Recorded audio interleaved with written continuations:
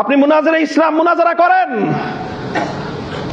করেন, আপনারা বাতিলের মোকাবেলায় দালায়েলের বহস করেন, আপনারা আপনাদের মতো করে বহস করে যান। আমরা হয়তো মুনাজারা করব না, বহস করব না, কিন্তু আপনি আহলে হক হয়ে, আপনি উলামায়ে দেওবন্দের একজন মুখপাত্র হয়ে যখন মুনাজারা করবেন, মনে রাখবেন আপনার তাহাফুজের জন্য আপনার পিছনে মামুনুল হক কুকুর হয়ে দাঁড়িয়ে আছে।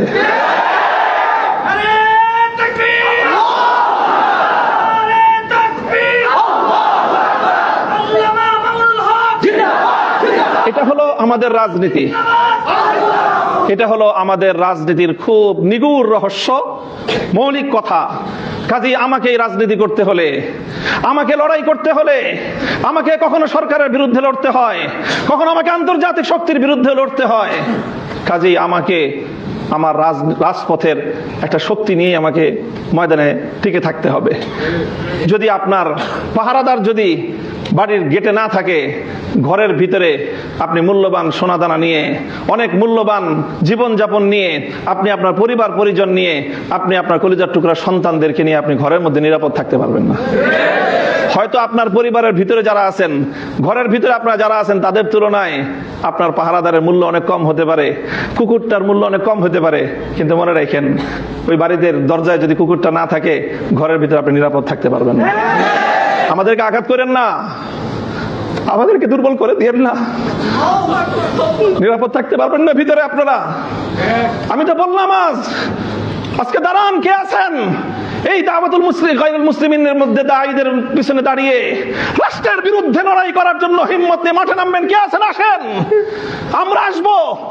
আমি ঘোষণা দিয়ে যাচ্ছি আপনাদের কাছে, এটা নিয়ে যদি সামনে আমাদেরকে আরো বড় কোনো পদক্ষেপ নিতে হয়, যদি সরকারের বিরুদ্ধে এটার জন্য রুখে দাঁড়াতে হয়, আমরা রুখে দাঁড়াবো ইনশাআল্লাহ। কাজে আমাদেরকে দুর্বল করে দিলে আখেরে আমরা সবাই ক্ষতিগ্রস্ত হব। আমি আজকের এই মজলিসে কিছুটা নিজের পক্ষ থেকে কিছু বিষয়ে জবানবন্দি দেওয়ার গরজ অনুভব করতেছি। আপনারা জানেন জবানবন্দি কে দেয়, কোথায় দেয়। জবানবন্দি পরিভাষাটা ব্যবহার হয় যখন কোনো ব্যক্তি আদালতের কাঠগড়ায় দাঁড়িয়ে বিচারকের সামনে বক্তব্য দেয়, তখন সেটাকে জবানবন্দি বলা হয়। তো কাজে আমি মনে করি উম্মতের উলামায়ে কেরামের সামনে আমরা যারা কাজ করছি, তাদের কাছে আমাদের জবাবদিহিতা করা, নিজেদের কথার পক্ষে নিজের ওয়াজাহাত ব্যক্ত করা, এটা তাদের দায়িত্ব। সেই জায়গা থেকে আমি জবানবন্দি দিচ্ছি, এবং আমি এই জবানবন্দিটা দেওয়াটা বিশেষ প্রয়োজনও মনে করছি, কারণ এখানে আমার বর্তমান সময়ের দুজন মুরব্বী উপস্থিত রয়েছেন, যাদের কাছে আমি সহস্রাধিক আলেম ওলামার উপস্থিতিতে ঘোষণা করছি মিডিয়ার সামনে যে বর্তমানে আমার নাকের মধ্যে লাগাম লাগানো আছে, এবং আমার সেই লাগাম বিশেষভাবে আমার এই দুই মুরব্বীর হাতে আছেন। একজন আমার আব্বাজান শাইখুল হাদিস রহমতুল্লাহ আলাইহি রফাতের পর আমাদের পারিবারিক অভিভাবক, আমার এদারার অভিভাবক, আমার জিম্মাদার, আমার ব্রাদার মোহতারাম হযরত আল্লাহ মাওলানা মাহফুজুল হক হাফিজাহুল্লাহ, এবং আরেকজন আমার ইসলাহি মুরব্বী, আমার শাইখ ও মুর্শিদ হযরত দেওয়ানার হযরত হাফিজাহুল্লাহ।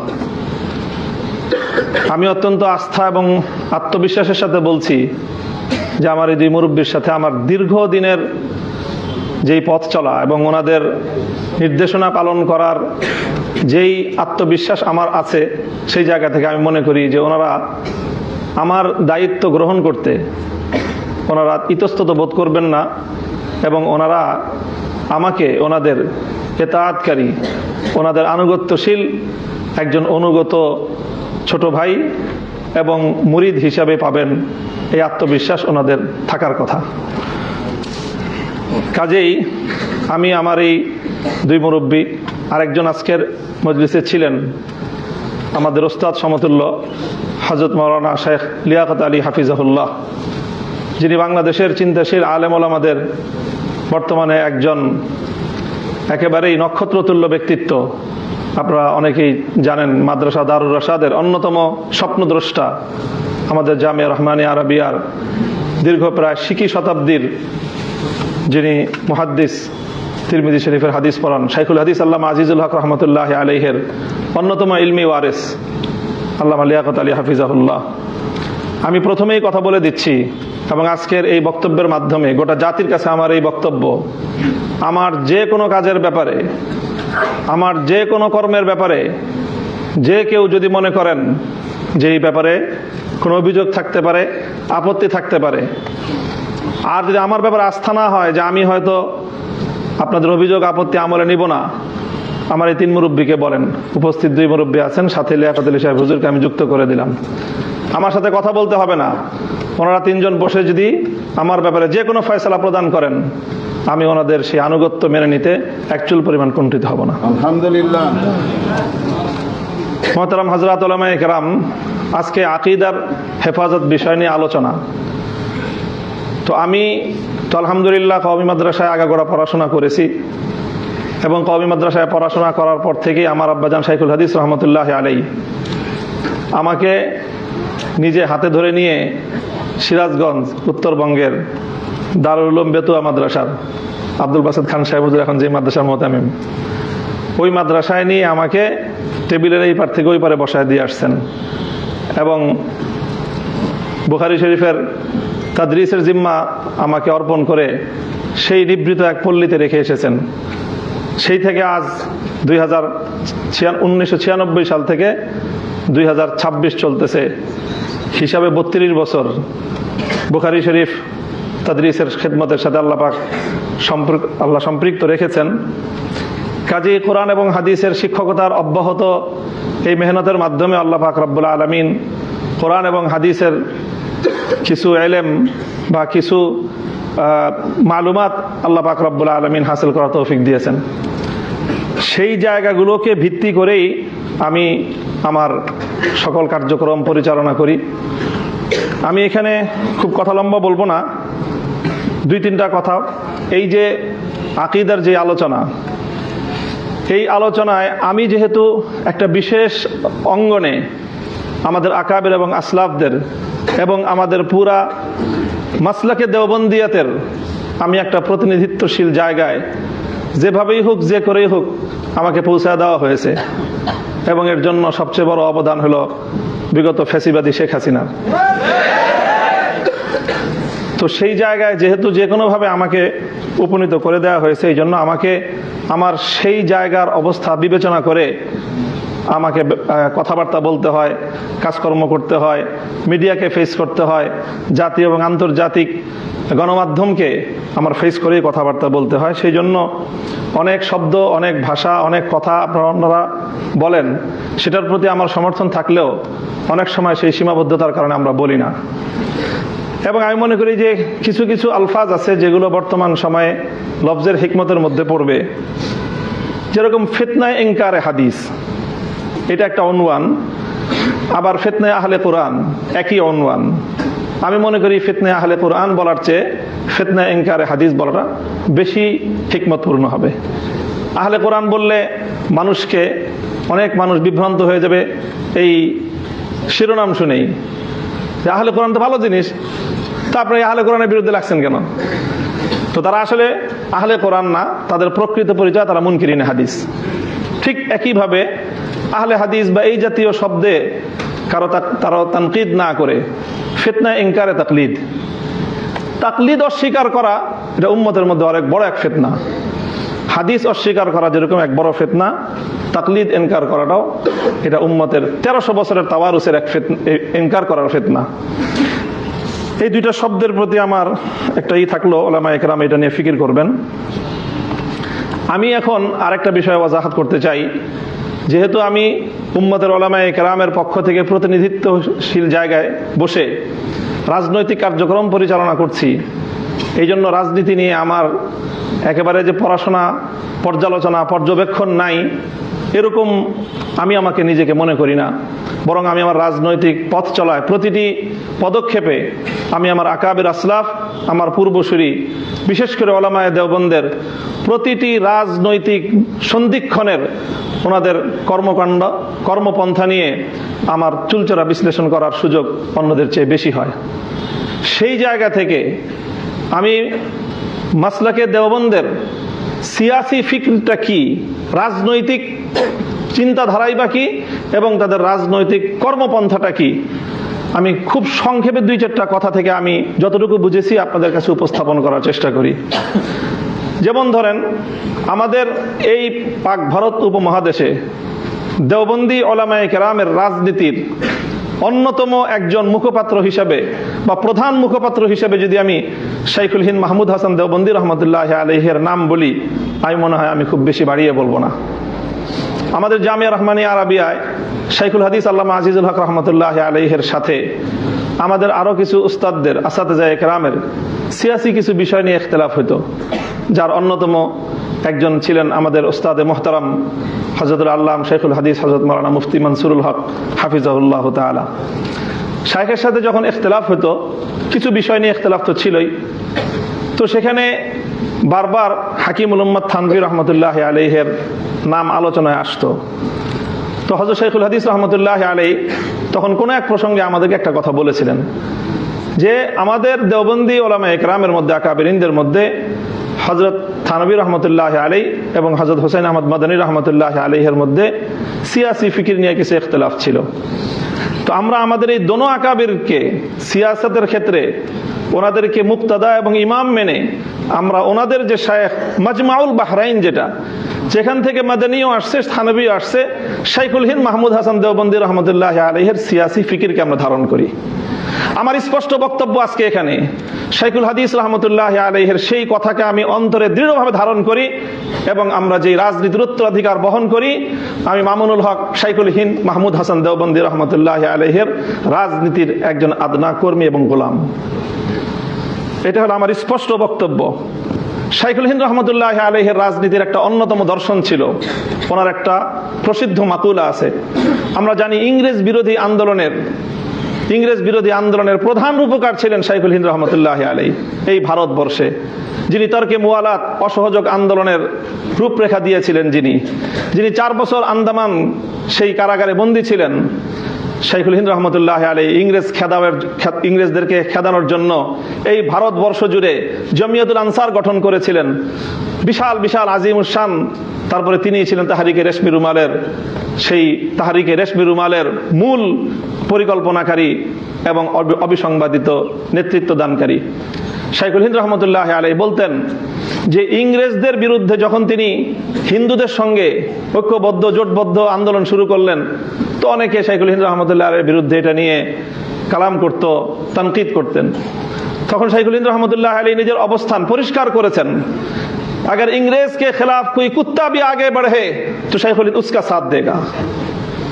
ইংরেজদের বিরুদ্ধে একটা কুকুরও যদি অগ্রসর হয়, আজ এই উপমহাদেশের সামগ্রিক বাস্তবতা, এই উপমহাদেশবাসীর ভাগ্যের পরিবর্তনের জন্য, এই উপমহাদেশের আগামী দিনের ইসলাম এবং মুসলমানদের ইমানি, মুলকি, তাদের সামষ্টিক অধিকার, স্বার্থ সংরক্ষণ করার জন্য ইংরেজদেরকে বিতরণ করা ছাড়া কোনো উপায় নাই।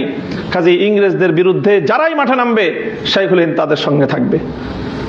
কাজে আমি মনে করি যে ঠিক তদ্রূপ রাজনীতির মধ্যে অনেক প্রতিপক্ষ থাকে এবং সেই প্রতিপক্ষদের মধ্যে একটা তরতিব করতে হয়। সব প্রতিপক্ষকে একসঙ্গে ময়দানে মোকাবেলায় নামতে গেলে তখন নিজে পরাজয় বরণ করা ছাড়া এবং নিজের অস্তিত্বকে হুমকিতে ফেলানো ছাড়া কোনো কিছুই হয় না। সেই সময়ে যদি শাইখুল হিন্দ রহমতুল্লাহ আলাইহি এবং আমাদের আকাবেরিনগণ ইংরেজদের মোকাবেলায় যখন ওনারা হিন্দু মুসলিম ঐক্যবদ্ধ হয়ে লড়াই করেছেন, তখন যদি হিন্দুদের সঙ্গে নিজেদের ইখতিলাফাতগুলিকে ওনারা এটাকে যদি মাথাচাড়া দিয়ে উঠতে দিতেন, তাহলে এই উপমহাদেশ থেকে ইংরেজদেরকে বিতাড়িত করা সম্ভব হতো না। ঠিক একই জিনিস আমরা দেখি যখন আমাদের আকাবেরিনগণ পাকিস্তানে, মুত্তাহিদা পাকিস্তানে, ঐক্যবদ্ধ পাকিস্তান আমলে যখন কাদিয়ানীদেরকে অমুসলিম ঘোষণা করার এই আন্দোলন শুরু হলো, তখন আমাদের আকাবেরিনরা দেখেছিলেন, দেওবন্দি আকাবেররা, যদি এই আন্দোলনে আমাদেরকে সফলতা অর্জন করতে হয় তাহলে আমাদেরকে আরো যেই সকল বিষয়ে, আকীদার বিষয়ে, মাসলাক বিষয়ে, নানা বিষয়ে অন্যদের সাথে যে সমস্ত ইখতিলাফাত আছে সেই সব ইখতিলাফাতগুলিকে এখন এক মোহনায় নিয়ে আসতে হবে। আর না হলে আমরা এই কাদিয়ানীদের মোকাবেলায়, এই আন্দোলনে, রাজনৈতিক এই কর্মসূচিতে আমরা সাফল্য অর্জন করতে পারবো না। আমাদের আকাবির হযরত মাওলানা ইউসুফ বিন নুরি রহমতুল্লাহ আলাইহি, হযরত মুফতি মাহমুদ রহমতুল্লাহ আলাইহি সহ আমাদের আকাবিরিনগণ তখন শুধুমাত্র বেরেলভী আর মওদুদি নয়, বরং আমাদের অধিকাংশ বা প্রায় কোন কোন ক্ষেত্রে মুত্তাফাকা যাদের ব্যাপারে রায়, শিয়া তাকফিরের ব্যাপারে শিয়াদেরকে পর্যন্ত ঐক্যবদ্ধ করে ওনারা পাকিস্তানের অ্যাসেম্বলিতে ঐক্যবদ্ধ আন্দোলন, অ্যাসেম্বলির ভিতরে এবং বাইরে, রাজপথে এবং সংসদে একযোগে ঐক্যবদ্ধ একটা অবস্থান তৈরি করে পাকিস্তানে সেই ঐতিহাসিক কাদিয়ানীদেরকে অমুসলিম বিল তারা পাশ করেছেন। কাজে আমি মনে করি এগুলো আমাদের সামনে আমাদের আকাবিরিনদের সিয়াসি পলিসি, রাজনৈতিক কর্মপন্থা, রাজনৈতিক কর্মপদ্ধতি। আমরা রাজনীতিটা করি আসলে কি জন্য? আমি আমার রাজনৈতিক চিন্তাধারাটা স্পষ্ট করছি। আমাদের রাজনীতির প্রধান দুইটা লক্ষ্য, একটা সুদূর প্রসারী আর একটা বর্তমান লক্ষ্য। আমাদের রাজনীতির লক্ষ্য হলো যে আমরা হলাম পাহারাদার। আমরা পাহারাদার। এখন আপনি পাহারাদারকে যেই নামে আখ্যায়িত করতে পারেন। বাড়ির সামনে পাহারাদার থাকে, আপনার চৌকিদারও পাহারাদারি করে, দারোয়ানও পাহারাদারি করে, একটা কুকুর থাকে সেও পাহারাদারি করে। আপনি আমাকে চৌকিদার মনে করতে পারেন, দারোয়ান মনে করতে পারেন, অথবা উলামায়ে দেওবন্দের দ্বীনি সকল কাজের একটা কুকুর পাহারাদার মনে করতে পারেন। সেটা আমার কোনো বিষয় আসে যায় না। আমি যেই রাজনীতি করি আমার সেই রাজনীতির মূল লক্ষ্য এবং উদ্দেশ্য হলো আমাদের আকাবির এবং আসলাফ উলামায়ে দেওবন্দ এই উপমহাদেশ জুড়ে দ্বীনের যে সমস্ত হামাগির খিদমত এবং কর্মকাণ্ড আঞ্জাম দিচ্ছেন সেই কর্মকাণ্ডগুলিকে একটা কুকুর হিসেবে পাহারাদারি করাই হলো আমার রাজনীতি। পরিষ্কার আমার বক্তব্য এটা। আমরা রাজনীতি করি এই জন্য যেন আমাদের খানকাহগুলিতে আমাদের মাশায়েখরা বসে ওখানে তারা যেন নিরাপদে ওনারা যেন ইসলাহ এবং তাজকিয়ার কাজ করতে পারেন। আমরা রাজনীতি করি এই জন্য যেন আমাদের দাওয়াতের কাফেলাগুলো তারা দাওয়াতের মেহনত নিয়ে প্রত্যেকটা জায়গায় জায়গায় ছড়িয়ে পড়তে পারেন। আজ জানেন বাংলাদেশে, এই বাংলাদেশে 99% মুসলমানদের বাংলাদেশে দাওয়াতুল ইসলাম ইলা গায়রিল মুসলিমিন, গায়রে মুসলিমদের কাছে যারা দাওয়াত নিয়ে যেত সেই দাওয়াতের মেহনত আজ কতটা ঝুঁকির মুখে। যারা সেই দাওয়াত দেয় তারা আজকে কতটা হুমকির মুখে, রাষ্ট্রীয় হুমকির মুখে, আন্তর্জাতিক হুমকির মুখে। এই সকল দায়ীদেরকে নিরাপত্তা দেওয়া এবং তাদের পাশে দাঁড়ানো, কণ্ঠ উচ্চারিত করে তাদের জন্য সিনাটান করে ময়দানে দাঁড়িয়ে যাওয়াই হলো আমাদের রাজনীতি। এবং আমি করব সেটা ইনশাআল্লাহ, সেটা করব ইনশাআল্লাহ। আমি শেখ কালিম সিদ্দিকী হাফিজাহুল্লাহর একজন শাগরিদ। আমি ভারত গিয়েছি শুধুমাত্র হযরতের সোহবত ওঠানোর জন্য, দেখার জন্য যে হযরত সেই ভারতে থেকে কিভাবে সেখানে গায়রে মুসলিমদের মধ্যে দ্বীনের দাওয়াত দিচ্ছেন। আজ জানেন কালিম সিদ্দিকী হাফিজাহুল্লাহ আজকে ভারতের কারাগারে বন্দী। ওনার বিরুদ্ধে ভারতের আদালত রায় দিয়েছে তিনি হলো মানে কি বলে এটাকে না মানে একেবারে আমৃত, ওনাকে যাবজ্জীবন কারাদণ্ড রায় দেওয়া হয়েছে। যাবজ্জীবন কারাদণ্ড। অপরাধ একটাই, উনি অমুসলিমদেরকে ইসলামের দাওয়াত দিয়েছেন। এই জন্য ওই দাওয়াতের সিলসিলা আজকে বাংলাদেশে যারা দাওয়াতের কাজ করেন আজ তারা হুমকির মুখে। বাংলাদেশে এই তাদেরকে তাহাফুজ দেওয়া, তাদের পক্ষে মাঠে কথা বলা, সংসদে কথা বলা, প্রয়োজনে রাজপথে কর্মসূচি দেওয়া, এটাই হলো মামুনুল হকদের রাজনীতি। আমি হয়তো দাওয়াত নিয়ে যাব না, আমি হয়তো দাওয়াত নিয়ে সরাসরি নিজে যাব না, কিন্তু আমি বলবো আমার কালেমার দাওয়াত নিয়ে যারা যাবে পাহাড়ি অঞ্চলে, সেই গারো অঞ্চলে, সেই মুসলমানদের দুর্বলতার, মুসলমানদের দারিদ্র্যের সুযোগ নিয়ে যে খ্রিস্টান মিশনারিরা, যে সকল বিধর্মীরা, কাদিয়ানীরা মুসলমানদের ইসলামকে, ইমানকে খরিদ করে নিবে, ইমান হারা করবে, সেই সকল মুসলমানদেরকে বুঝিয়ে শুনিয়ে আবার ইসলামের পতাকার নিচে, ইসলামের শামিয়ানার নিচে ফিরিয়ে আনার জন্য যারা মেহনত করবে, দাওয়াত দিবে, তাদের সেই দাওয়াতকে তোমরা প্রতিহত করবা। যারা এই সকল দাওয়াতি কাজগুলোকে প্রতিহত করার চেষ্টা করবে, যত বড় শক্তি হোক, সেটা ইন্টারনাল শক্তি হোক, এক্সটার্নাল শক্তি হোক, দেশের ভিতরের শক্তি হোক, আন্তর্জাতিক শক্তি হোক, লড়াই করার জন্য দুইবার ভাববো না ইনশাআল্লাহ আমরা। এটাই হলো আমাদের রাজনীতি, এটাই হলো আমাদের রাজনীতি। দাওয়াতের কাজ করবেন, তালিমের কাজ চলবে। মাদ্রাসাগুলো তাদের স্বকীয়তার উপর ভিত্তি করে আকাবির এবং আসলাফদের তর্জ তরিকার উপর তালিম চলবে, তালিমের মেহনত চলবে। কেউ যদি এখানে এসে অবৈধ হস্তক্ষেপ করতে চায়, সেই কালো হাত ভেঙে গুড়িয়ে দেওয়ার জন্য তাদের মোকাবেলায় রাজপথে সিনাটান করিয়ে দেওয়া, সিনাটান করে দাঁড়িয়ে যাওয়া, এটাই হলো আমাদের রাজনীতি। কাজেই আমাদের রাজনীতির যে মূল মাকসাদ, তার অন্যতম একটা মাকসাদ হলো পাহারাদারি করা। আপনি সেই পাহারাদারিকে, আমি আবারও বলছি, আপনি আমাকে দারোয়ানের মর্যাদা দিলেন না চৌকিদারের মর্যাদা দিলেন, না আপনি আমাকে কওমি অঙ্গনের একজন পাহারাদার কুকুর হিসেবে মূল্যায়ন করলেন, সেটা আমার কাছে খুব বেশি বড় বিষয় নয়। তবে জেনে রাখেন, কুকুর হলো আপনাদের এই কাজের পাহারাদারি করার জন্য আমরা দাঁড়িয়ে আছি।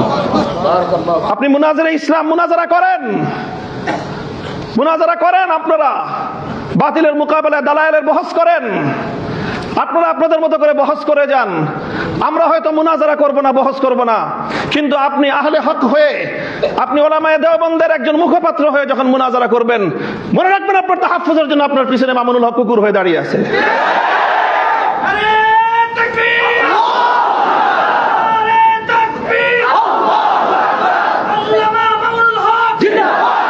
এটা হলো আমাদের রাজনীতি, এটা হলো আমাদের রাজনীতির খুব নিগুড় রহস্য, মৌলিক কথা। কাজেই আমাকে এই রাজনীতি করতে হলে, আমাকে লড়াই করতে হলে, আমাকে কখনো সরকারের বিরুদ্ধে লড়তে হয়, কখনো আমাকে আন্তর্জাতিক শক্তির বিরুদ্ধে লড়তে হয়। কাজেই আমাকে আমার রাজপথের একটা শক্তি নিয়ে আমাকে ময়দানে টিকে থাকতে হবে। যদি আপনার পাহারাদার যদি বাড়ির গেটে না থাকে, ঘরের ভিতরে আপনি মূল্যবান সোনাদানা নিয়ে, অনেক মূল্যবান জীবনযাপন নিয়ে, আপনি আপনার পরিবার পরিজন নিয়ে, আপনি আপনার কলিজার টুকরা সন্তানদেরকে নিয়ে আপনি ঘরের মধ্যে নিরাপদ থাকতে পারবেন না। হয়তো আপনার পরিবারের ভিতরে যারা আছেন, ঘরের ভিতরে আপনারা যারা আছেন, তাদের তুলনায় আপনার পাহারাদারের মূল্য অনেক কম হতে পারে, কুকুরটার মূল্য অনেক কম হতে পারে, কিন্তু মনে রাখেন, ওই বাড়িতে দরজায় যদি কুকুরটা না থাকে, ঘরের ভিতরে আপনি নিরাপদ থাকতে পারবেন না। আমাদেরকে আঘাত করেন না, আমাদেরকে দুর্বল করে দিয়েন না, নিরাপদ থাকতে পারবেন না ভিতরে আপনারা। আমি তো বললাম আজকে দাঁড়ান, কে আছেন এই দাওয়াতুল মুসলিম গায়রুল মুসলিমিনের মধ্যে দায়ীদের পিছনে দাঁড়িয়ে রাষ্ট্রের বিরুদ্ধে লড়াই করার জন্য হিম্মত নিয়ে মাঠে নামবেন? কে আছেন? আসেন, আমরা আসবো। আমি ঘোষণা দিয়ে যাচ্ছি আপনাদের কাছে, এটা নিয়ে যদি সামনে আমাদেরকে আরো বড় কোনো পদক্ষেপ নিতে হয়, যদি সরকারের বিরুদ্ধে এটার জন্য রুখে দাঁড়াতে হয়, আমরা রুখে দাঁড়াবো ইনশাআল্লাহ। কাজে আমাদেরকে দুর্বল করে দিলে আখেরে আমরা সবাই ক্ষতিগ্রস্ত হব। আমার আখেরি কথা, মুহতারাম হাজিরিন, দেখেন এখন একটা রাজনৈতিক বড় ধরনের একটা ইস্যু আছে এখন রাজনীতির।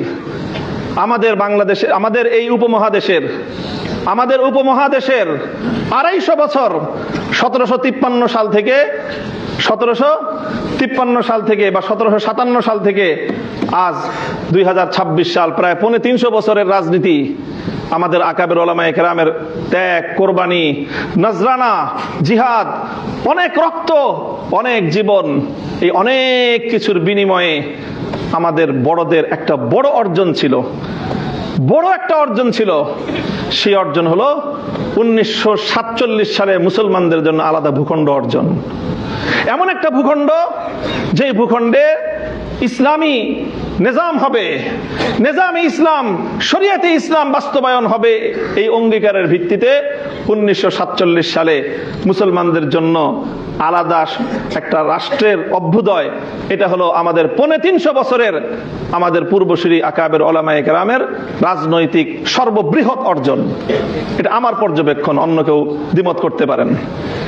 সেই 47-এর বিষয় নিয়ে আমাদের মহান দুই আকাবিরের মধ্যে নজরিয়াতি ইখতিলাফ ছিল। হযরত মাদানী রহমতুল্লাহ আলাই তখন ভারতবর্ষ জুড়ে মুসলমানদের নিরাপত্তার স্বার্থে তিনি ওইভাবে দেশটার বিভক্তি চান নাই, এই কথা সব আমরা জানি। কিন্তু যখন দেশ বিভক্ত হয়ে গিয়েছে তখন হযরত মাদানী রহমতুল্লাহ আলাইহির মাওকিফ এটাই ছিল যে ঝগড়াঝাটি করে দুই মসজিদ বানানো ঠিক না, কিন্তু যদি মসজিদ দুইটা হয়ে যায়, মসজিদ যদি দুইটা হয়ে যায় তখন কি করবেন? দোনো মসজিদকে আবাদ করা, দোনো মসজিদের মধ্যে নামাজ কায়েম রাখা, এটাই হলো মুসলমানদের দায়িত্ব। হযরত মাদানী রাহমাতুল্লাহর কথা এটাই ছিল 47-এর পরে মুসলমানদের জন্য যখন আলাদা আবাসভূমি হয়ে গেছে, এখন সর্বশক্তি নিয়োগ করে ওই মুসলমানদের দেশে কিভাবে ইসলাম কায়েম করা যায়, কিভাবে নিজামে ইসলাম বাস্তবায়ন করা যায়, সেটাই থানভী রহমতুল্লাহ আলাইহির অনুসারীদেরও মেহনত, সেটা মাদানী রহমতুল্লাহর শাগরিদদের অভিন্ন মেহনত। 47-এর পরে আর কোনো ইখতিলাফ নাই। আমাদের এই অর্জন 47-এর মুসলমানদের জন্য ইসলামের নামে আলাদা ভূখণ্ড হবে, সেই অর্জনকে 1972-এর ভারতে আধিপত্যবাদ দিয়ে সেটাকে গলা টিপে হত্যা করার চেষ্টা করা হয়েছিল বিগত 54 বছর পর্যন্ত। 1972 থেকে 2024 সাল পর্যন্ত 47-এর কথা কেউ বলতে পারতো না। 47 এটা একটা বাংলাদেশে নিষিদ্ধ বিষয় হয়ে দাঁড়িয়েছিল। এই 2024-এর বিপ্লবের পর সর্বপ্রথম যে আওয়াজ উচ্চারিত হলো, এটার জন্য আমি জুলাই যোদ্ধাদেরকে শ্রদ্ধা করি, ভালোবাসি, স্নেহ করি, মমতা করি, তাদের পক্ষ হয়ে আমি লড়াই করি, কারণ তারা সর্বপ্রথম এই আওয়াজ আবার নতুন করে বাংলাদেশের মাটিতে উত্থাপন করেছে। আগামীর বাংলাদেশ হবে 47, 71 এবং 24-এর ভিত্তিতে। এখন আমাদের রাজনীতি, যারা নিজেদেরকে শাব্বির আহমদ ওসমানী রহমতুল্লাহ আলাইহির সন্তান মনে করো, যারা নিজেদেরকে জাফর আহমদ ওসমানী রহমতুল্লাহ আলাইহির সন্তান মনে করো, যারা ইতিহাস পড়ো যে তোমাদের 47 সালে স্বাধীনতার পতাকা ইংরেজদেরকে বিতাড়িত করে শাব্বির আহমদ ওসমানী উত্তোলন করেছিলেন, যারা শাব্বির আহমদ ওসমানী রহমতুল্লাহ আলাইহির ফাতহুল মুলহিম পড়ে ইলম অর্জন করো, যারা জাফর আহমদ ওসমানী রহমতুল্লাহ আলাইহির ইলাউস সুনান পড়ে গায়রে মুকাল্লিদিনদের বিরুদ্ধে বহস করো, তোমাদের জানা উচিত যে এই ওসমানী রাহিমাহুমাল্লাহর সেই আমানত, সেই ইসলাম এবং মুসলমানদের ভিত্তিতে আবার দেশ গড়ার নতুন দিনের মুয়াজ্জিনরা আযান দিচ্ছে, নতুন বেলাল আযান দিচ্ছে। এই আযানে যদি আমরা সাড়া দিতে না পারি, ইতিহাসের দায় থেকে আমরা মুক্ত হতে পারবো না। কাজেই 47-এর ভিত্তিতে নতুন বাংলাদেশ গড়বার যে আন্দোলন, এটা মাওলানা মওদুদী সাহেব এবং তার অনুসারীদের আন্দোলন না। কারণ 47 সালে মাওলানা মওদুদী সাহেব এই দেশ বিভক্তির পক্ষে ছিলেন না। তিনি মুসলমানদের জন্য আলাদা আবাসভূমি চান নাই, পরিষ্কার কথা। এটা চেয়েছিলেন শাব্বির আহমদ ওসমানী, এটা চেয়েছিলেন মুফতি শফি ওসমানী রহমতুল্লাহ আলাইহি, মুফতি আজম মুফতি শফি রহমতুল্লাহ আলাইহি, এটা চেয়েছিলেন সৈয়দ সুলাইমান নদভী রহমতুল্লাহ আলাইহি, এটা চেয়েছিলেন জাফর আহমদ ওসমানী রহমতুল্লাহ আলাইহি, এটা চেয়েছিলেন শামসুল হক ফরিদপুরি রহমতুল্লাহ আলাইহি, এটা চেয়েছিলেন আতহার আলী রহমতুল্লাহ আলাইহি, এটা চেয়েছিলেন এই দেশের উলামায়ে কেরাম এবং দেওবন্দি উলামায়ে কেরাম। কাজেই 47-এর ভিত্তিতে আগামীর বাংলাদেশ গড়বার জন্য এখন আমাদেরকে জুলাই রক্ষা করতে হবে। কারণ জুলাইয়ের হাত ধরে 47 আবার প্রাসঙ্গিক হয়েছে। এখন যদি জুলাই হাতছাড়া হয়ে যায়, 47 আবার হাতছাড়া হয়ে যাবে। কাজেই হে আমার কওমের সন্তানেরা, আমি তোমাদেরকে বলতে চাই, ডাক দিয়ে যাই, আমাদের পূর্বপুরুষরা, আর আমার একটু বেশি আবেগ এই জন্য কারণ শাব্বির আহমদ ওসমানী, জাফর আহমদ ওসমানী তারা দুজন আমার সরাসরি দাদা ওস্তাদ। শাইখুল হাদিস রহমতুল্লাহ আলাইহির বুখারীর 2 জন ওস্তাদ, একজন জাফর আহমদ ওসমানী রহমতুল্লাহ আলাইহি, আরেকজন শাব্বির আহমদ ওসমানী রহমতুল্লাহ আলাইহি। এটাকে শুধু আমরা আমাদের রাজনৈতিক বিরাসত মনে করি না, এটা আমরা আমাদের দ্বীনি বিরাসত মনে করি, ইলমি বিরাসত মনে করি, দ্বীনি আমানত মনে করি। এই বাংলাদেশের মাটিতে আবার নতুন করে এইভাবে 47-এর চেতনার ভিত্তিতে দিল্লির গোলামীর জিঞ্জির ছিন্ন করে ইসলাম এবং মুসলিম জাতিসত্তার ভিত্তিতে নতুন দেশ গড়বার এই আওয়াজ যেটা উঠেছে, এই আওয়াজকে পূর্ণতা পর্যন্ত পৌঁছে দেওয়া, এটাই হলো আমাদের রাজনীতি। আমি আমার কথা আর দীর্ঘায়িত করছি না, সকলের কাছে মাপ চাই, অনেক বেশি কথা বলে ফেলেছি। আমি আবার আমার ওই কথা পুনরাবৃত্তি করছি যে ইনশাআল্লাহ আমি